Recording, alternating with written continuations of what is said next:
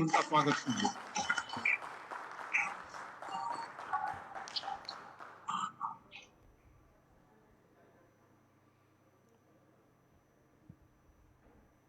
अपने भारतीय जनता पार्टी बिहार प्रदेश के प्रदेश कार्य समिति की बैठक के समापन सत्र में उपस्थित बिहार के बहुत ही जुझारू और कर्मशील संवेदनशील अध्यक्ष डॉक्टर संजय जायसवाल जी, हमारे बिहार के प्रभारी और राज्यसभा के सदस्य और भारतीय जनता पार्टी के महामंत्री भाई भूपेंद्र यादव जी, हमारे वहाँ के उप मुख्यमंत्री और हमारे वरिष्ठ सहयोगी, लंबे समय तक जिनके साथ काम करने का मुझे सौभाग्य मिला, श्री सुशील कुमार मोदी जी, नंद किशोर यादव जी, बिहार सरकार में मंत्री और वरिष्ठ नेता, प्रेम कुमार जी, मंत्री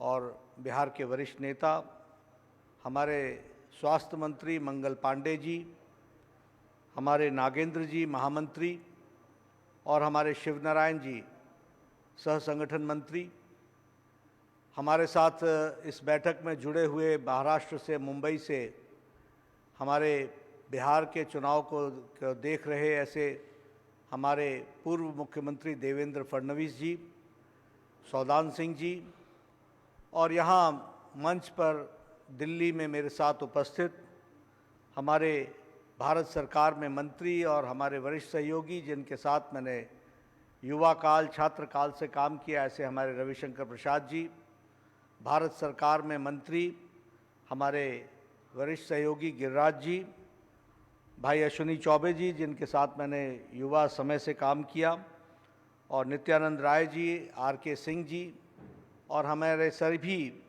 पार्टी के वरिष्ठ पदाधिकारी, कार्यकर्ता बंधु जो इस कार्य समिति में उपस्थित हैं, पटना में और विभिन्न स्थानों पर जुड़े हैं। मेरे लिए ये सौभाग्य की बात है कि मुझे कार्य समिति की इस बैठक में आने का सौभाग्य मिला और बिहार के वरिष्ठतम कार्यकर्ताओं के साथ मुलाकात करने का मौका मिला है। बिहार और पटना जो मेरी जन्मभूमि रही है, उनके साथ और उसके साथ मेरा भावनात्मक लगाव है, और ऐसी महावीर की भूमि, ऐसी हमारी भगवान बुद्ध की भूमि, गुरु गोविंद सिंह की भूमि को मैं नमन करता हूँ।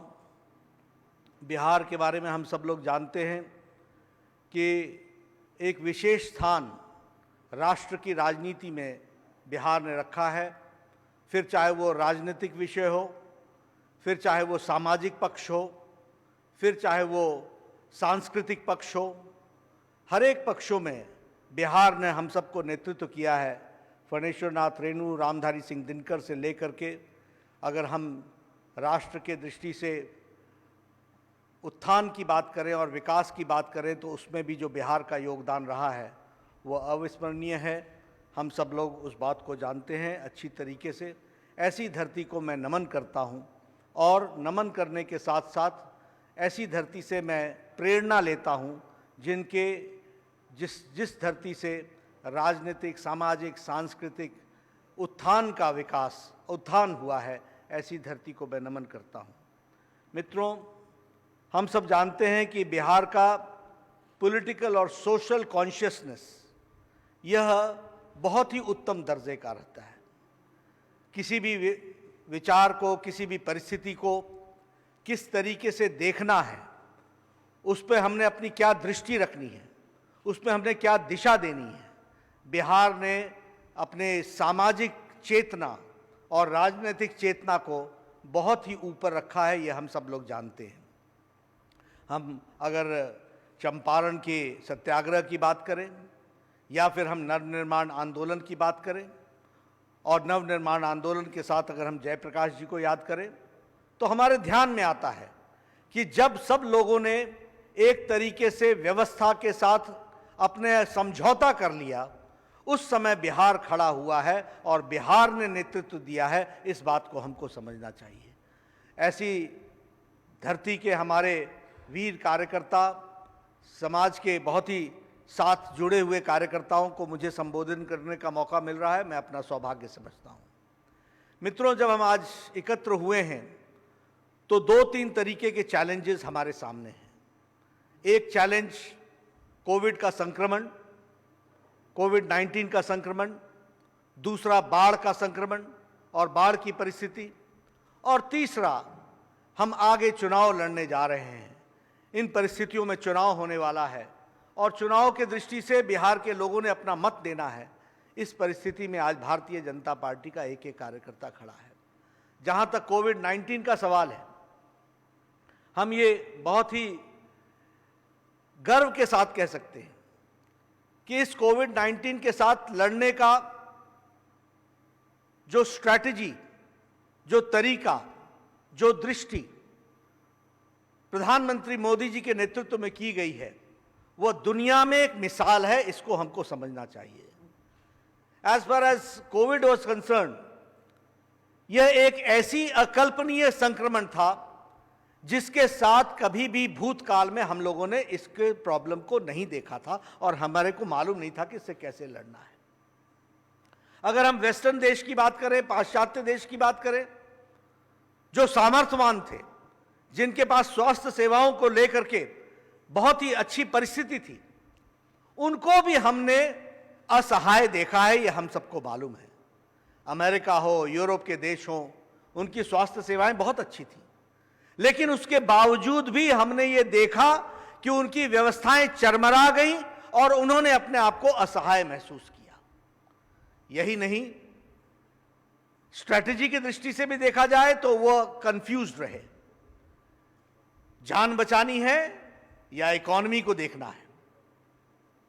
ऐसे समय में हमारे प्रधानमंत्री जी ने बड़े स्पष्ट शब्दों में नेतृत्व दिया और यह कहा और देश को फ्रंट से लीड किया और यह शब्द स्पष्ट शब्दों में कहा, जान है तो जहान है।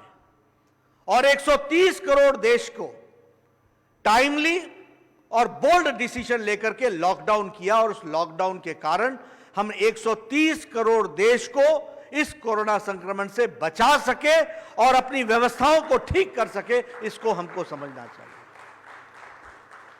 मैं ये बात आपके साथ इसलिए कर रहा हूं क्योंकि एक एक कार्य समिति के सदस्यों को ये बात बिहार की जनता को बताना है कि किस तरीके से हमने कोविड की लड़ाई लड़ी। इस लॉकडाउन की अवस्था में कोविड के साथ लड़ने के लिए देश को तैयार किया गया।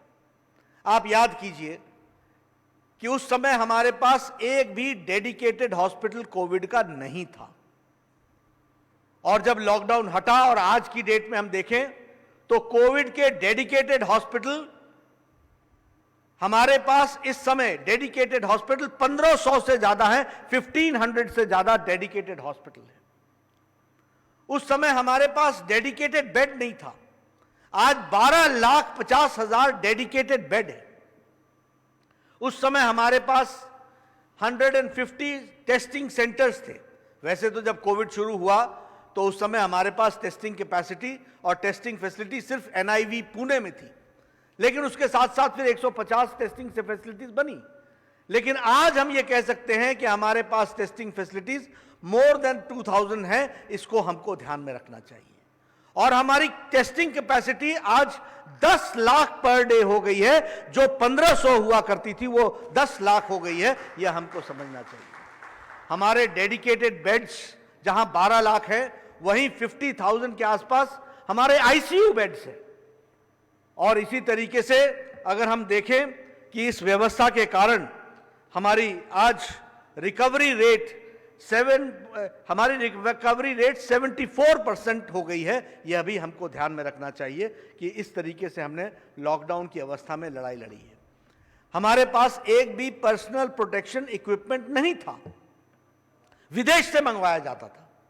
लेकिन लॉकडाउन में प्रधानमंत्री जी ने देश के उद्यमियों को प्रेरित करके आज प्रतिदिन 4.5 lakh personal protection equipment Bharat बना रहा है। इसको हमको समझना चाहिए। 50,000 वेंटिलेटर्स भारत ने बना करके दिए हैं। इसको हमको समझना चाहिए। इस तरीके से देश को तैयार किया गया और मुझे खुशी है और मैं चाहूंगा कि आप इसकी चर्चा करें कि बिहार में भी आज हमारी रिकवरी रेट 73.48% है और हमारे पॉजिटिव जो केस के दर हैं वो 2.89% आ गया है, इसको भी हमको समझना चाहिए। मुझे खुशी है कि डोर टू डोर स्क्रीनिंग जो बिहार में हुई है, लगभग 10 crore door to door screening की गई है, इसको भी हमको समझना चाहिए। और जो 35,000 टेस्ट हो रहे थे वो अब 1 लाख टेस्ट हो रहे हैं, इसको भी हमको समझना चाहिए कि बिहार ने किस तरीके से अपने आप को ठीक किया है। और मैं मंगल पांडे जी को इसके लिए बधाई देता हूं कि उन्होंने बिहार में इस कोविड की लड़ाई में अग्रेसिव होकर के लड़ाई लड़ी है, इसको भी हमें ध्यान में रखना चाहिए। ये हम आपके साथ शेयर करना चाहते हैं। मित्रों, जहां तक कोविड की लड़ाई का सवाल है, हम ये भी जानते हैं कि यह लड़ाई अकेली नहीं लड़ी गई, इसके साथ साथ आर्थिक विषय को भी कहा। और इसीलिए प्रधानमंत्री जी ने कहा कि जान है तो जहान है, और बाद में कहा कि जान भी है और जहान भी है, दोनों की चिंता होगी। और आप इस बात को याद कीजिए कि हमारे यहाँ प्रधानमंत्री गरीब कल्याण पैकेज आया, 1,70,000 करोड़ का ये पैकेज था। इस पैकेज के तहत 80 करोड़ की जनता को मार्च महीने से लेकर नवंबर महीने तक 5 किलो चावल या 5 किलो गेहूं और 1 किलो दाल, इसकी देने की व्यवस्था नरेंद्र मोदी जी ने की। और इस तरीके से गरीब कल्याण पैकेज दिया गया, यह हमको ध्यान में रखना चाहिए। और यही नहीं, इसके साथ साथ जनधन खाते में 20 करोड़ बहनों के खाते में 3 महीने के लिए 500 रुपए डाला गया। And it was DBT, direct disbursement हुआ है, बेनिफिट का ट्रांसफर हुआ है, डायरेक्ट बेनिफिट ट्रांसफर हुआ 20 करोड़ की जनता को। आप याद कीजिए, जब जनधन खाते खोलने की बात हो रही थी आज से 5 साल पहले, तो मोदी जी जब इस बात को कहते थे तो लोग कहते थे खाते खुल जाने से क्या होगा। अरे खाते खुल जाने से यह हुआ कि बिना किसी के मदद के लॉकडाउन की अवस्था में 20 करोड़ की जनता को 1,500 रुपए उसके खाते में गए हैं। इस बात को हमको समझना चाहिए, इस तरीके की व्यवस्था की गई। 8 करोड़ बहनों को 3 सिलेंडर 3 महीने के लिए दिया गया। हमारे दिव्यांग भाई, हमारी विधवा बहनें, हमारी वृद्धा सज्जन, उनके भी खाते में 1-1 हजार रुपए 3 महीने के लिए दिया गया। इसकी भी हम लोगों ने व्यवस्था की, इसको भी हमको समझना चाहिए। और इसके साथ साथ हम यह भी जानते हैं कि हमारे किसान भाइयों के लिए 12 करोड़ 64 लाख किसान, 12 करोड़ 64 लाख किसान, इनके भी खाते में 2-2 हजार रुपए यह भी डाला गया, इसको भी हमको ध्यान में रखना चाहिए। और यही नहीं, प्रधानमंत्री जी ने छठी किश्त भी 8.5 करोड़ के किसानों के लिए 17,000 करोड़ रुपए यह भी दे दिए हैं, इसको भी हमको समझना चाहिए। और इससे उनकी किश्त पूरे होंगे, इसको भी हमको समझना चाहिए। इस तरीके की व्यवस्था की गई है। अगर हम बात करें अपने आत्मनिर्भर भारत की, तो हम जानते हैं कि किस तरीके से आत्मनिर्भर भारत में भारत को आगे खड़ा करने का प्रयास हुआ है। 20 लाख करोड़ रुपए का पैकेज दिया गया, 3 लाख करोड़ रुपए एमएसएमई सेक्टर को दिया गया, और 3 लाख करोड़ में 1 लाख करोड़ रुपए सैंक्शन भी हो गए, डिस्पर्स भी हो गए। इसी तरीके से 1 लाख करोड़ रुपए किसान भाइयों के लिए दिया गया है। हमको फार्म गेट के माध्यम से इंफ्रास्ट्रक्चर खड़ा करना है। आपदा को अवसर में बदलने का काम नरेंद्र मोदी जी ने किया है। अगले 2 साल में किसान की तस्वीर कैसे बदलेगी, यह हमको ध्यान में रखना चाहिए। तस्वीर बदल जाएगी, तकदीर बदल जाएगी किसान की, इसको समझना चाहिए जब 1 लाख करोड़ रुपए इंफ्रास्ट्रक्चर एग्रीकल्चर में खर्च होगा, इसको हमको समझना चाहिए। लेकिन मैं संजय जायसवाल जी के माध्यम से बिहार के कार्यकर्ताओं से निवेदन करूंगा कि हमारे फार्मर्स प्रोड्यूसर्स ऑर्गेनाइजेशंस FPO, इसको बनाने में भारतीय जनता पार्टी का एक एक कार्यकर्ता गांव में जुड़े और फार्मर्स प्रोड्यूसर्स ऑर्गेनाइजेशन बनाए, FPOs बनाए, अपने विचारधारा से जुड़े हुए लोग इसमें सक्रिय हों। और हमें क्या चाहिए इस एग्रीकल्चरल इंफ्रास्ट्रक्चर में, इसकी चिंता करते हुए उसके विकास में लगे। भारत का पैसा, भारत सरकार का पैसा मोदी जी के द्वारा आपको मिलेगा, यह बात आपको ध्यान में रखनी चाहिए, यह मैं आपसे कहना चाहता हूं। यही नहीं, इसके साथ साथ मैं आपसे यह भी निवेदन करना चाहूंगा, मैंने अभी मुख्यमंत्रियों के साथ वीडियो कॉन्फ्रेंसिंग की थी। स्ट्रीट वेंडर्स के लिए देश में 50 लाख रेडी वाला, ठेड़ी वाला, फेरी वाला, ये 50 लाख लोग हैं। और इन 50 लाख लोगों के लिए 5,000 करोड़ रुपए रखा गया है, 10-10 हजार रुपए उनको देना है ताकि वह अपनी फिर से जीविका को ठीक से स्टैब्लिश करें। मेरा निवेदन है आप सबसे कि आपके गांव शहर में कोई भी रेहड़ी वाला हो, बैंकों को हिदायत दी गई है, बैंक इसमें तत्पर है, उनको तुरंत पैसे दिलाने की व्यवस्था करें और इन 5 लाख लोगों को उसमें जोड़ने का प्रयास करें। यह हमको ध्यान में रखना चाहिए। लगभग 2.5 करोड़ किसानों को किसान क्रेडिट कार्ड के तहत हम लोगों ने तय किया है कि उनको क्रेडिट दिया जाएगा और उस क्रेडिट के लिए किसानों को प्रेरित करना, यह भी हमारा काम होना चाहिए, यह भी हमको ध्यान में रखना चाहिए। प्रधानमंत्री जी ने कहा वोकल फॉर लोकल। अब अगर मैं मधुबनी की बात करूं, अगर मैं उत्तर बिहार की बात करूं, मधुबनी की बात करूं, कटिहार की बात करूं, तो मखाना उद्योग को हम लोगों को वोकल होकर के ग्लोबल बनाना है और मखाना उद्योग को आगे बढ़ाना है, उसको हमको ध्यान में रखना है। मधुबनी पेंटिंग, टिकुली कला, इसको भी हमको प्रेरित करना है, इसको भी हमको आगे बढ़ाना है। उसी तरीके से भागलपुर का सिल्क उद्योग, हमारे अश्विनी चौबे जी यहाँ बैठे, उन्होंने लंबे समय तक भागलपुर को रिप्रेजेंट किया है। भागलपुर के सिल्क को हमको वोकल होकर के लोकल को आगे बढ़ाना है और उसकी ब्रांडिंग करनी है, उसकी हमको चिंता करनी चाहिए। मधुबनी का शहद, मुजफ्फरपुर की लीची, इन सब चीजों के बारे में आत्मनिर्भर भारत की जब हम बात करते हैं तो आत्मनिर्भर भारत तब होगा जब मुजफ्फरपुर में लीची के उद्योग को आगे बढ़ाने के लिए हम काम करेंगे, मधुबनी पेंटिंग्स के लिए काम करेंगे, टिकुली कला के लिए हम काम करेंगे, मखाना उद्योग के लिए काम करेंगे, खादी सिल्क के लिए काम करेंगे, तब जाकर के ये होने वाला है और इसको हमको अपने साथ जोड़ना चाहिए। यह हमारा आपसे निवेदन है। प्रधानमंत्री गरीब रोजगार योजना, जिसमें हमारे जो माइग्रेंट लेबरर्स हैं उनको वहीं उसी स्थान पर रोजगार मिले, इसकी व्यवस्था भी की गई है। मुझे अभी ध्यान में नहीं है, शायद 22 ज़िले हैं बिहार के या उससे ज़्यादा भी हो सकते हैं जिनको इस रोजगार पैकेज के तहत, गरीब कल्याण रोजगार योजना के तहत उनको जोड़ने का कार्य किया गया है। उसको भी हमको ध्यान में रखना चाहिए और उसको भी हमको आगे बढ़ाना चाहिए, ऐसा मेरा निवेदन है। आप जानते हैं कि इस 15 अगस्त को लाल किले के प्राचीर से प्रधानमंत्री जी ने डिजिटल हेल्थ केयर की बात की और डिजिटल हेल्थ मिशन की बात की। मैं पूर्व स्वास्थ्य मंत्री रहा हूं, हमारा ये सपना था, आज वो साकार होते हुए दिखता है। देश में कहीं भी आप चले जाएं, आपका हेल्थ का डिजिटल कार्ड, आपकी हेल्थ की सारी गाथा विद प्रिवेसी आपके साथ सुरक्षित रहेगा और उसके माध्यम से आपके व्यवस्था के दृष्टि से जो जो काम किए जाएंगे वह भी उसमें अंकित होगा। आप समझ सकते हैं कि इससे स्वास्थ्य के दृष्टि से कितनी बड़ी क्रांति आएगी, कितना बड़ा परिवर्तन आएगा, इसको भी हमको समझना चाहिए। अभी ये यूनियन टेरिटरीज में लागू हुआ है। मेरा निवेदन है कि बिहार के कार्यकर्ता इन सारे कामों को आगे बढ़ाने में अपना योगदान करेंगे, ये मैं मानता हूं। अगर मैं नेशनल एजुकेशन पॉलिसी की बात करूं, सुशील मोदी जी बैठे हुए हैं, भूपेंद्र यादव जी बैठे हुए हैं, संजय जायसवाल जी बैठे हुए हैं, नागेंद्र जी बैठे हुए हैं, हमारे विद्यार्थी परिषद के संगठन मंत्री हुआ करते थे। 1986 में हम आवाज उठाया करते थे change the national education policy, 1986, और 1986 में एजुकेशन पॉलिसी बदली थी।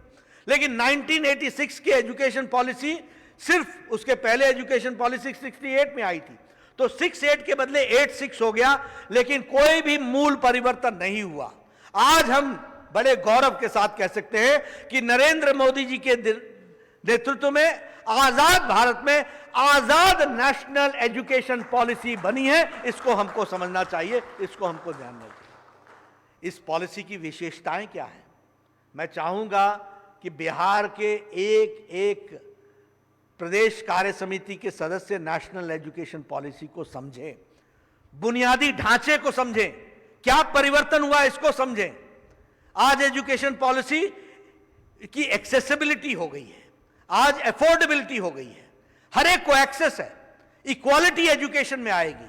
और सबसे बड़ी बात हुई है कि रीजनल लैंग्वेज को उसमें महत्व दिया गया है। शुरू से लेकर के 8वीं क्लास तक एजुकेशन का ढांचा, मीडियम जो होगा वो रीजनल लैंग्वेज होगी, वो अपनी लैंग्वेज होगी। इसको हमको समझना चाहिए, इसको हमको ध्यान में रखना चाहिए। इसका अर्थ ये होगा कि now India is not going to have education, it is Bharat which is going to have education. इसको हमको समझना चाहिए, इसको हमको ध्यान में रखना चाहिए।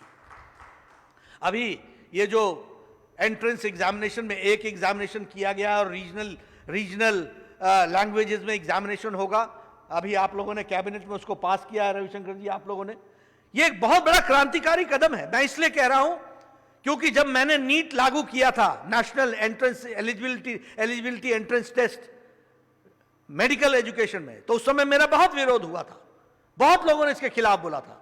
आज क्या हुआ, उस नेशनल एलिजिबिलिटी एंट्रेंस टेस्ट के कारण सिर्फ इंग्लिश स्कूल में पढ़ने वाले लोग डॉक्टर नहीं बन रहे हैं, रीजनल लैंग्वेज से आने वाले लोग भी, गरीब परिवार के लोग भी अब डॉक्टर बन रहे हैं। यह परिस्थिति आई है, इसको हमको समझना चाहिए। इसलिए भारत को जागना होगा, तो इस एजुकेशन पॉलिसी की गहराई को समझना पड़ेगा। हमारे यहां शुरू में अगर कोई मैथ्स पढ़ रहा है तो मैथ्स के साथ म्यूजिक नहीं ले सकता था, लेकिन अब फ्लेक्सिबिलिटी हो गई है। को करिकुलर एक्टिविटीज और करिकुलर एक्टिविटीज को साथ में एजुकेशन के साथ जोड़ दिया गया है, इसलिए फ्लेक्सिबिलिटी हो गई है। अगर वो अपना पर्सनालिटी का विकास शिक्षा के एक सब्जेक्ट के साथ, सीरियस सब्जेक्ट के साथ, वो अपनी टैलेंट का भी विकास करना चाहता है, तो वह भी उसमें दिया गया है। इस बात को समझना चाहिए। और सबसे बड़ी इस एजुकेशन पॉलिसी की बात हुई है कि हम लोग, जो सब लोग यहां जो इतने बैठे हैं, प्रेम कुमार जी से लेकर के सब लोग, हम सब लोग उस पढ़ाई में से निकले हैं जिसको हम कहते थे रट्टाफिकेशन। रट्टा लगाओ, एग्जामिनेशन हॉल में जाओ, उसको उगल दो, उसको लिख डालो, अच्छे नंबर ले आओ और छुट्टी पा जाओ। अब जो एग्जामिनेशन होगा, उस एग्जामिनेशन में व्यक्ति को रट्टा लगाने की जरूरत नहीं होगी। He will have to understand the concept को उसको समझना पड़ेगा, और कॉन्सेप्ट को समझ करके एनालिटिकल माइंड उसका कितना है, इसका एप्लीकेशन देखना पड़ेगा। इसका मतलब उसको शिक्षा की गहराई को ग्रहण करना पड़ेगा। इसको उस एजुकेशन पॉलिसी में जोड़ा गया है, इसको हमको समझना चाहिए। लेकिन मैं ललायत हूं इस बात को कहने के लिए, और मैं प्रेरित भी हूं कि नेशनल एजुकेशन पॉलिसी की जो इतनी अच्छी चीजें आई हैं, एक एक कार्यकर्ता उस एजुकेशन पॉलिसी को जरूर पढ़े और टास्क फोर्स बना करके उस काम को आगे बढ़ाए। यह मैं आपसे निवेदन करना चाहता हूं।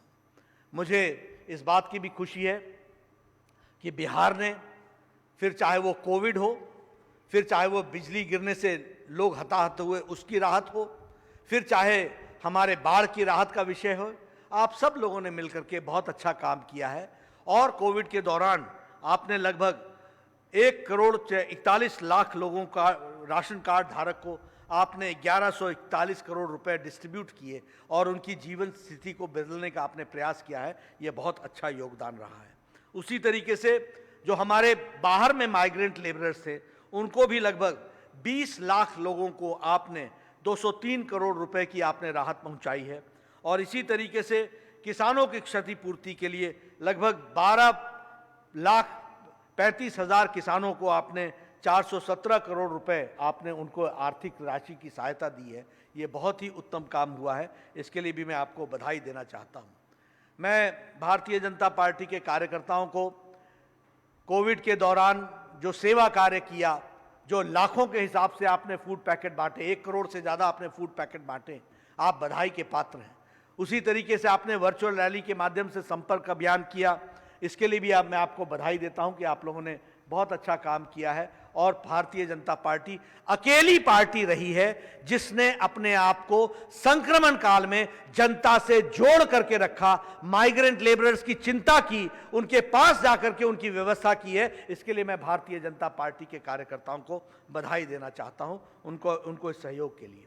मित्रों, हम सब जानते हैं कि जब जब भारतीय जनता पार्टी, नीतीश कुमार की जेडीयू और लोक जनशक्ति पार्टी एक साथ आई है, तब तब भारतीय जनता पार्टी और एनडीए की बिहार में जीत हुई है। इसको हमको समझना चाहिए।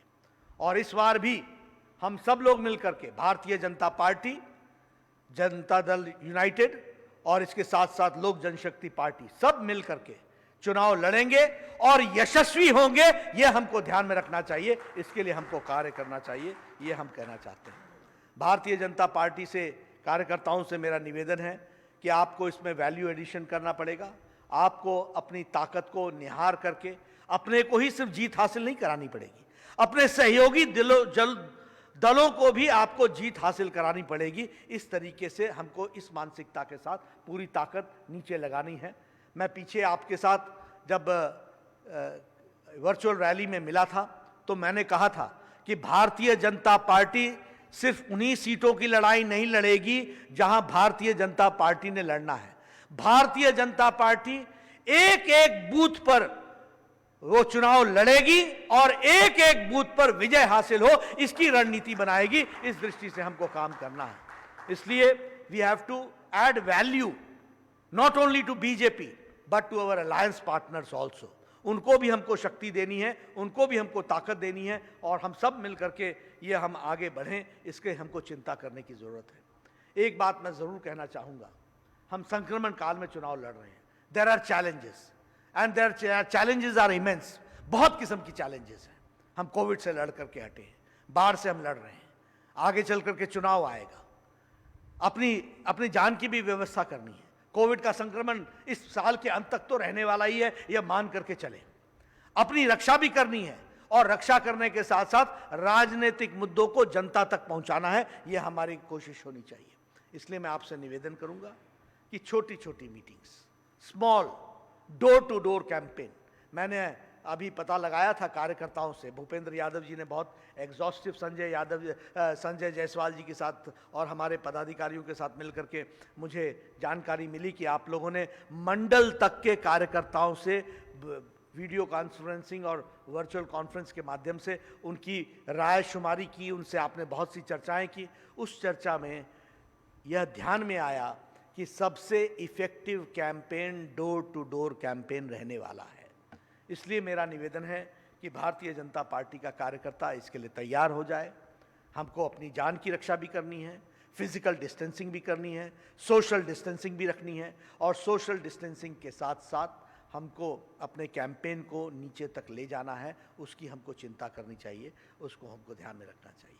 उसी के साथ साथ समाज के सभी वर्गों को हमको टच करना है, सभी लोगों को, हमारे युवा, हमारे महिला वर्ग, हमारे दलित भाई, हमारे पिछड़ा समाज से जुड़े हुए लोग, हमारे अति पिछड़ा समाज से जुड़े हुए लोग, सब तक हमको दस्तक देना है और हमको मोदी जी का संदेश भी पहुंचाना है, भारत सरकार का संदेश भी पहुंचाना है और एनडीए के द्वारा किए गए कार्य, नीतीश जी के द्वारा किए गए कार्य बिहार में जो हुए हैं उसको भी नीचे तक ले जाना है। इस बात को हमको पूरा करना है। इसकी योजना आप लोगों ने बनाई है। मैं अगले सप्ताह में, वैसे तो मैं इसी 29 तारीख को आने वाला था, लेकिन मुझे पता चला कि लॉकडाउन है और लॉकडाउन आपके यहाँ 6 तारीख तक है, तो 6 तारीख के बाद मैं ज़रूर आने वाला हूँ।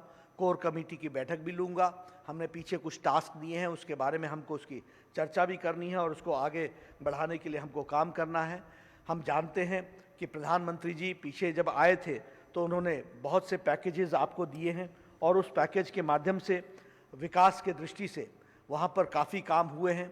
पटना मेट्रो का शिलान्यास हुआ था, उसी तरीके से इंफ्रास्ट्रक्चर में रोड्स, ब्रिजेस, इनके लिए भी काम हुआ है। और मुझे इस बात की खुशी भी है कि इस कोविड के संक्रमण में all India institute of medical sciences Patna ने अच्छा काम किया है। उसके लिए भी मैं आपको बधाई देता हूं कि वह भी केंद्र सरकार की सौगात थी जिसके कारण से हो पाया है। मित्रों, आप सब लोग मुझसे बेहतर जानते हैं कि बिहार के लिए प्रधानमंत्री जी ने क्या क्या कार्य किए हैं और आपको ये मालूम है कि जो पैकेज बिहार को दिया गया था, लेटर एंड स्पिरिट में वो पैकेज पूरा किया गया है, बिहार की धरती पर उतारा गया है। इसको समझना चाहिए। मैं जब आपके सामने आऊँगा तो आपको उसकी सारी डिटेल्स भी दूंगा। डिटेल्स संजय जायसवाल जी के पास हैं, वो सारी की सारी प्रेस कॉन्फ्रेंस में भी रखनी चाहिए, लोगों को बताना भी चाहिए और लोगों को उसके बारे में जानकारी देनी चाहिए। मैं आज के इस खुशनुमा माहौल में जब आप लोग अग्नि चुनाव की लड़ाई की तैयारी कर रहे हैं तो मैं विपक्ष पर कोई कटाक्ष करूं, इसकी कोई ज़रूरत नहीं है। लेकिन मैं एक बात ज़रूर कहता हूं कि विपक्ष बिहार या अन्य स्थानों पर भी it has become a spent force.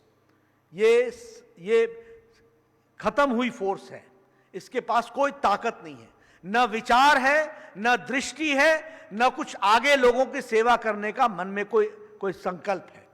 ये सिर्फ राजनीति, थोथी राजनीति, हल्की राजनीति, इससे ऊपर नहीं उठ सकते हैं। इसलिए मेरा आपसे निवेदन है कि बिहार की जनता को आशा है तो बीजेपी से आशा है, बिहार की जनता को आशा है तो एनडीए से आशा है, बिहार की जनता को आशा है तो वो हम लोगों से आशा है कि हम उनकी तस्वीर और तकदीर बदलेंगे, और हम ये गर्व के साथ कह सकते हैं कि हमने बदलने में अपना योगदान किया है और आगे भी करेंगे। इसको हमको समझना चाहिए। इसलिए मैं आप सबसे ये निवेदन करना चाहता हूं, आप बदलाव के वाहक हैं, you are the ambassadors of change, आप बदलाव के अग्रदूत हैं, आपने बदलना है।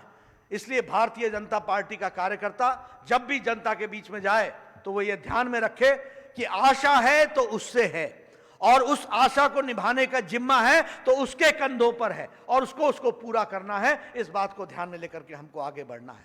मित्रों, मुझे अच्छा नहीं लग रहा है कि मैं आपसे दिल्ली से बात कर रहा हूं। मैं आपके चेहरे जरूर देख रहा हूं, सबके चेहरे स्क्रीन पर आ रहे हैं समय समय पर, मैं देख रहा हूं, लेकिन जो आपसे मिल करके हमको गर्मजोशी मिलती उसका अंदाज ही कुछ और होता। लेकिन ठीक है, अगले से अगले सप्ताह मैं आपके बीच में आऊंगा और आपसे मिलूंगा। लेकिन तब तक मेरा आपसे निवेदन है कि आप संजय जायसवाल जी के निवेदन में नेतृत्व में और पार्टी के सभी लोगों के साथ जो योजनाएं बनी हैं, उस योजनाओं को मैं यहाँ पर खुलासा नहीं करना चाहता, लेकिन आप सब जानते हैं वह लेटर एंड स्पिरिट में इंप्लीमेंट होना चाहिए, उसको पूरा का पूरा होना चाहिए, और भारतीय जनता पार्टी एनडीए बिहार में यशस्वी हो, इस बात को हमको चिंता करनी है। नीतीश जी के नेतृत्व में हम अगले चुनाव में जा रहे हैं, हम सबको पूरी ताकत के साथ लगना है, और मोदी जी के द्वारा दिए गए भारत को जो मुख्य धारा में लाने के लिए योजनाएं हैं उनको भी जनता तक पहुंचाना है। यही मेरा आपसे निवेदन है। आप सब लोग, मैं जानता हूं बिहार का कार्यकर्ता कितना परिश्रमी है, कितनी मेहनत करता है, और वो विचार से लोगों को प्रेरणा देता है। उसी प्रेरणा का नतीजा मैं भी हूं, वहीं से प्रेरणा मैंने भी ली है। यहां रविशंकर जी बैठे हैं, पहली बार वो जयप्रकाश नारायण का आंदोलन, इमरजेंसी का दिन, कॉलेज में मीटिंग करना मुश्किल था। उन दिनों में रविशंकर जी को हम बुलाया करते थे, सुशील जी जब जेल से आए थे तो उनको बुलाया करते थे, और हम लोग गुपचुप से मीटिंग किया करते थे। उस मीटिंग के बाद रेड हुआ करती थी, क्लासेस को अरेस्ट किया जाता था। उन समय भी हमको अगर प्रेरणा दी और इस विचार को आगे बढ़ाने का मौका दिया तो वो बिहार की धरती ने दिया है। अगर हम लोग इस प्रेरणा से आगे बढ़े हैं तो मैं ये चाहूंगा कि बिहार की धरती फिर से कमल खिले, भारतीय जनता पार्टी आगे आए और पूरी ताकत के साथ हम बिहार की सेवा में फिर से जुटे। यही मेरा निवेदन है। इस संकल्प के साथ हम आगे बढ़ेंगे। आपने मेरी बात सुनी, आपका बहुत बहुत धन्यवाद। जय भारत, जय बिहार।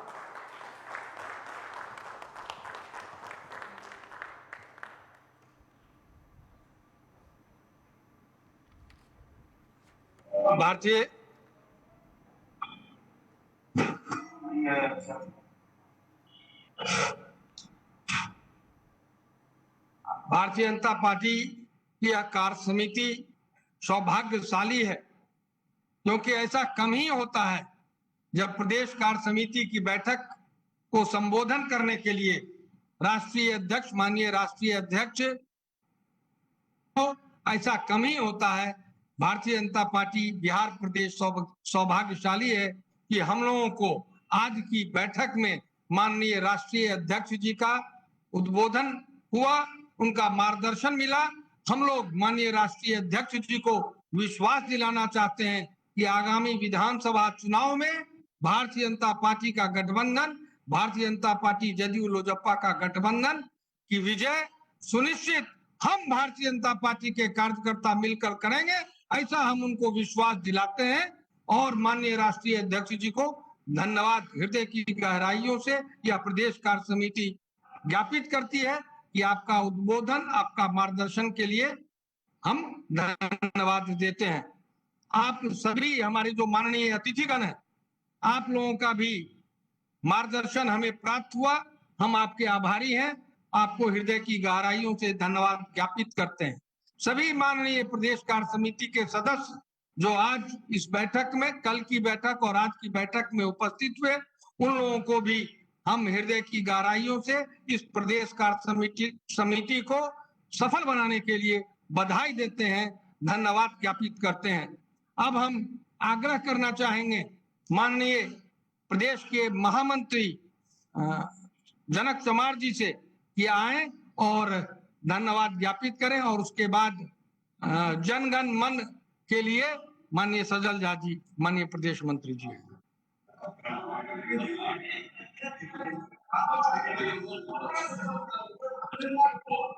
सारे विषय आ गई है। दिल्ली मंच पर बैठे सम्मानित सभी नेता मंत्रीगण और प्रदेश के मंच पर अटल सभागार में सभी सम्मानित मंत्रीगण, मैं आप सबों की तरफ से हृदय से आभार, अभिनंदन और स्वागत। अब मुझे लगता है कि अब हम समापन की तरफ है और समापन करने के साथ ही हृदय से आभार प्रकट करते हुए सबको धन्यवाद। जय हिंद। अब आग्रह कर रहे हैं सजल जी आके जनगण मन का गायन करें। आप सभी लोगों से आग्रह की स्थान पर खड़े हो।